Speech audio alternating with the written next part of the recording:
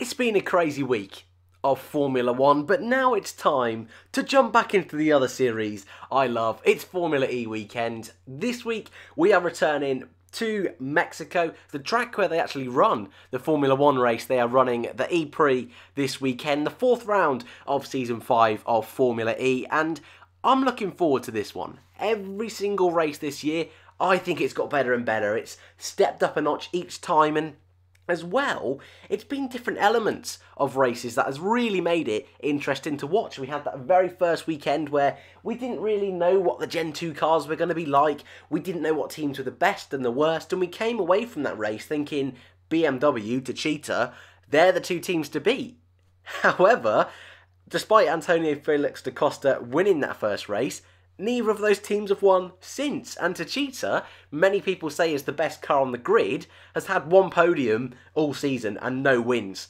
And there's still everything to play for in the championship. We then went to round 2, Marrakech. The two teammates BMWs collided at the end of the race. Surprise winner Jerome D'Ambrosio came out of nowhere. Attack mode seemed to be working really well. And last time out in Santiago, it was Sam Bird, the British hope, that took the lead of the championship after a really chaotic race. Buemi, who was leading, hit the barriers. We had penalties galore, and we saw the emergence of Pascal Wehrlein. So there is your track map. You might notice it's slightly different from the Formula 1 circuit layout. The difference being the main straight is at the top of the screen, and then it's not the actual first corner, whereas in Formula 1 they go all the way up the straight. In Formula E there's this right-hand banking about halfway up the straight, but they do end up going through the stadium section. It's a different sort of route through the stadium section, and there is some of your timings for the race this weekend. Last time out, as mentioned, Sam Bird was your race winner. Pascal Wehrlein, P2, his first real chance for a full race in a Formula E car, and impressed many people. And I think this weekend he's going to have another really strong race. And it was Daniel Abt, actually, who got third place, the first podium for Audi of the season, which in itself was a big surprise going into this year. It really looked like Audi could be the team to beat, but it just hasn't quite gone their way so far this season. And so for them last time, picking up that podium was a big thumbs up all round. So what can we expect this weekend? Well, it's a purpose-built circuit, which means we're not going to have the issues from last time where the circuit evolution is so high. Qualifying ended up just being this crazy grid, crazy mess.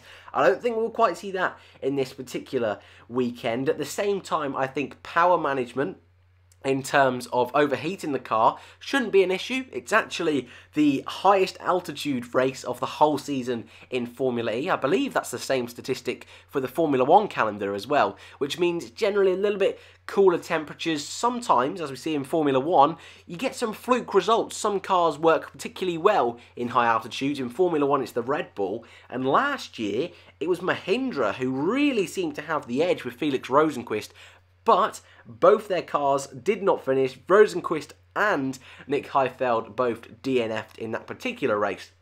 So it's definitely a race of attrition here in Mexico. Few things I just wanted to talk about before we really do our predictions, get ready for the weekend. The first, Felipe Nasr. You might recognise that name if you're a Formula 1 fan, or fans of other motorsports in general. He will be taking part in his first ever Formula E race this weekend in the Dragon team. I did a separate video on this, but just to quickly round it up, he's going to be replacing Max Gunther. Gunther might come back later on in the year, but it is said that this was agreed before the season started, so this is not the team saying that, you know, Gunther wasn't good enough and we want him out. No. It is not that. This is purely a contractual deal that was done before the season started, so isn't too much to worry about there. In terms of am I looking forward to seeing Felipe Nasr, not too much. I think it's always great to have, I suppose, popular drivers on the grid. I'm not too sure how popular Felipe Nasr is. I also say sometimes that it's great to see Formula 1 drivers in Formula E, but drivers that perhaps didn't do so well in Formula 1 move into Formula E, I'm a little bit more sticky about.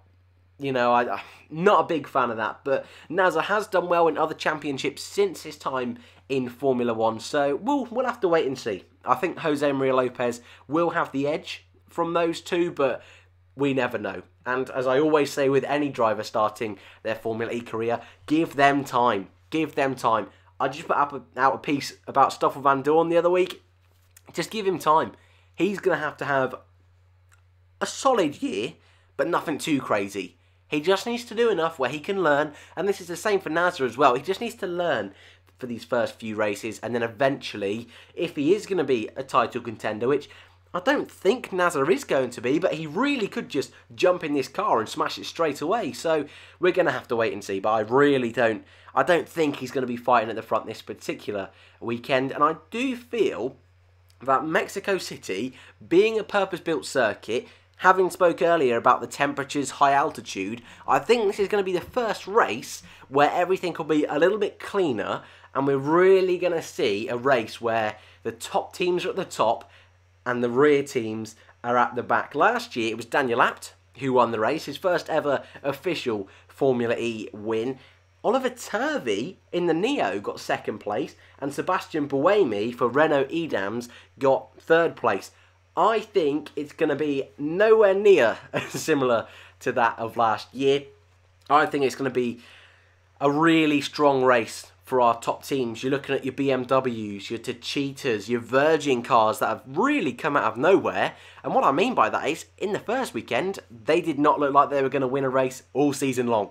So I really think these top teams are just going to have that edge this weekend. Mahindra, last time out, they had a really good race. Really impressive start from Pascal Wehrlein. And Jerome D'Ambrosio, he's been on the podium twice this season already. Someone who a lot of people see as a bit of a filler driver. Not really someone with special talents, but he's really put himself on the map in Formula E. So buzzing for the Belgian.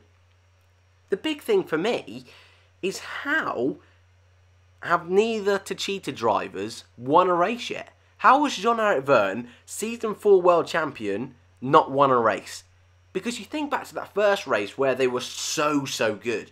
They were so good, and they did get those drive-through penalties which cost them a 1-2. But since then, contact on the first lap of Marrakech, last time out, issues in qualifying, contact in the race. It's really been a messy start to the season for them. And considering everyone says they have the best car, it's been crazy. And like I say, it's still early doors in the season. We've had 3 races out of 13 races, so there's still plenty of time. But if you look at the championship, Bird's starting to get quite a bit of a lead now.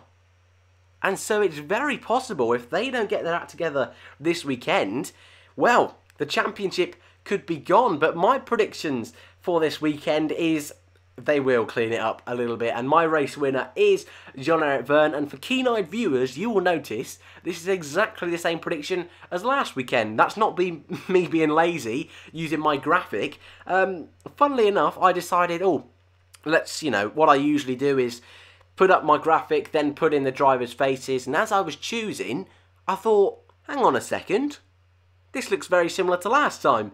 And realised it was exactly the same. But I think Vergne's going to have a strong race. Looking at the Mahindra's pace from last year, I think they're going to bring that over this year. Looking at Wehrlein's pace last race, and even his qualifying pace in Marrakech, I think they're going to be really strong. And I actually think that Mahindra car is a lot better than people give it credit for. And Robin Frange, he had a fantastic race last time out. Really went under the radar. 15th up to 5th. Could have easily been driver of the day. So I'm expecting those top teams to be at the front. Nothing too out of the ordinary in this particular race. But we have seen some mega crashes at this race and some mega results. Probably some of my favourite Formula E races have come from Mexico. My #1 favourite did take place in Mexico a couple of seasons ago in Season 3, I believe it was. So I'm expecting another incredible race in the world of Formula E this weekend. I'd love to know who you think is going to be standing on top of that podium. Attack mode is going to be another really interesting one to see where they put that. I think they'll do it on the outside of turn 1, but we'll have to wait and see for that one. Fan boost is available. I have to say it because it's a little gimmick. I really like the fact that fan boost isn't really affecting the racing too much this year, but that is out there. Thanks guys for watching, and I'll see you in the next one.